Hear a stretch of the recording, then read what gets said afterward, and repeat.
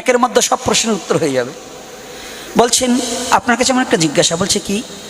বলছে আমার এই শতপুত্র মল্ল কেন? আমি তো জন্মন্ধ, আমার তো কোনো পাপ ছিল না, আমার তো কোনো পাপ নেই, আমি জন্মন্ধ, আমি পৃথিবীর আলো বাতাসই দেখিনি, তাহলে আমি কখনো পাপ করলাম? বলছে রাজন, আপনার স্ত্রী শত পতঙ্গের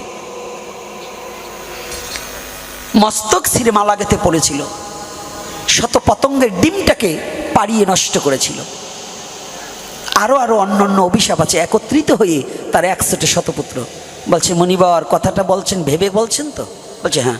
বলছে আচ্ছা, একটা নারী কি একটা সন্তান জন্ম দিতে পারে? পারে মা? যদি তাই পারতো তাহলে অবিবাহিত কালেই তো বাচ্চা হয়ে যেত। আবার ওটা বলবো না,